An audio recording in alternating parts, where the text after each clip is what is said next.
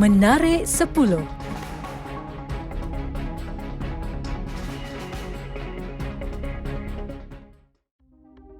Plat Kenderaan Orang Kurang Upaya (OKU) akan digunakan bagi menggantikan penggunaan pelekat kenderaan OKU.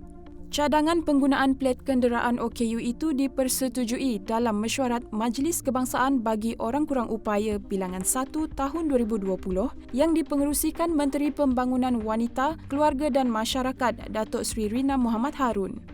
Persetujuan penggunaan plat kenderaan OKU itu adalah mengambil kira kepentingan dan keperluan OKU serta waris yang memerlukan kemudahan itu disebabkan oleh limitasi mobiliti dan faktor keselamatan. Kategori OKU yang layak bagi penggunaan plat kenderaan itu adalah kategori fizikal, subkategori OKU pembelajaran iaitu kurang daya tumpuan dan hyperaktif akut, autism akut, OKU kategori pelbagai dan waris OKU berkenaan yang berdaftar dengan Jabatan Kebajikan Masyarakat. Kira-kira 200 petani menggunakan aplikasi mudah alih My Padi Manager yang dibangunkan Institut Penyelidikan Kemajuan Pertanian Malaysia (MARDI) bagi pengurusan penanaman padi yang lebih efisien dan sistematik. Menurut Menteri Pertanian dan Industri Makanan Datuk Seri Dr. Ronald Kiandi, aplikasi My Padi Manager itu menyenaraikan jadual aktiviti penanaman padi serta memberi mesej peringatan tentang tanaman kepada petani. Aplikasi itu memberikan gambaran prestasi hasil penanaman padi yang telah dilaksanakan serta membantu petani menetapkan sasaran bagi musim penanaman akan datang. Gubahan bunga yang menarik dan unik mampu menyerikan sesebuah kediaman, apatah lagi jika ia dibuat daripada sabun yang menambah aroma segar serta wangi sepanjang hari. Bagi Surya Budin, gubahan bunga bukan sahaja hobi untuk mengisi masa lapangnya tetapi juga menjadi punca pendapatan yang memuaskan. Katanya tempoh untuk menyiapkan sesebuah gubahan itu bergantung kepada saiz serta jumlah bunga. Bagi gubahan kecil, ia mampu disiapkan dalam masa seminggu ke 2 minggu, manakala gubahan besar boleh mengambil masa sehingga sebulan.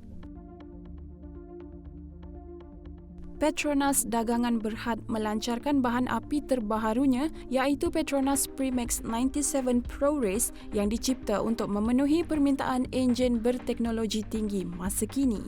Produk tersebut mempunyai ciri unik yang dirumus dengan pengubahsuaian teknologi Advanced Dual Friction pertama di dunia iaitu 25% lebih efisien dalam mengurangkan geseran. Pada masa yang sama, produk itu juga dapat mengurangkan pelepasan karbon melalui peningkatan interaksi antara bahan api dan minyak pelincir. Penyanyi nombor 1 Malaysia, Datuk Seri Siti Nurhaliza, telah tersenarai dalam 100 selebriti Asia Pasifik yang paling berpengaruh.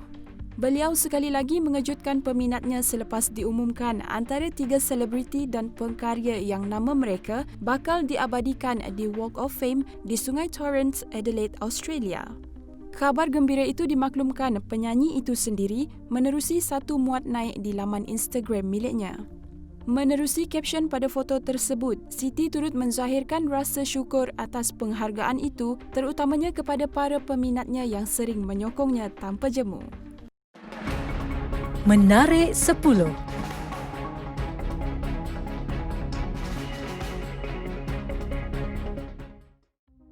Pertunjukan cahaya bakal menghiasi langit di hemisfera utara di mana 2 planet terbesar sistem solar iaitu Zuhal dan Mushtari kelihatan bertemu dalam acara angkasa yang disebut para astronomi sebagai Great Conjunction. Menurut Henry Troop, seorang ahli astronomi di Ibu Pejabat Pentadbiran Aeronautik dan Angkasa Negara, kedua-dua planet itu dianggap berada dalam litar lumba dan masing-masing berada di lorong sendiri. Kejadian tersebut dikatakan berlaku kira-kira 20 tahun sekali, tetapi kali terakhir 2 planet tersebut berada pada jarak dekat adalah pada tahun 1623 dan kejadian tersebut tidak dapat dilihat dari kebanyakan tempat di bumi. Untuk menyaksikan kejadian tersebut, para astronomi mencadangkan untuk melihat ke arah barat daya di kawasan terbuka kira-kira sejam selepas matahari terbenam. Mayat legenda Argentina Diego Maradona mungkin akan digali semula untuk dipamerkan dengan trofi yang dimenanginya. Sebelum kematiannya, bintang ternama dunia itu pernah memberitahu peguamnya, Matthias Moore, untuk mengawet mayatnya, kemudian dipamerkan di muzium seperti mayat pemimpin Rusia Vladimir Lenin. Maradona membuat permintaan itu melalui sepucuk surat yang ditandatanganinya pada 13 Oktober 2020, seminggu sebelum kematiannya. Bintang Argentina yang popular dengan gelaran Tangan Tuhan itu meninggal dunia akibat serangan jantung. Seorang lelaki Perancis, Romain Vandendorp, berjaya memecah rekod dunia sebagai individu paling lama berdiri dalam kotak dipenuhi ketulan ais.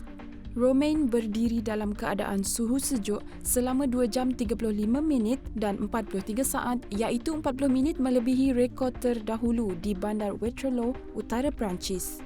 Romain berlatih untuk mengatasi had manusia menerusi teknik neurokognitif berdasarkan imajinasi dan tumpuan dengan meletakkan dirinya dalam keadaan mengelamun. Antara teknik latihannya adalah duduk di jacuzzi sejuk, berlatih dalam peti sejuk 500 liter dan kemudian di kampus salji di resort ski Chamonix.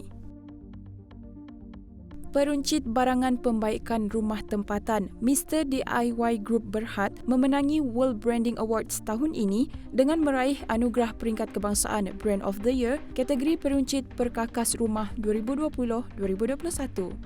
Kemenangan itu menjadikan Mr. DIY Group sebagai peruncit perkakas rumah pertama memenangi anugerah itu untuk 3 tahun berturut-turut.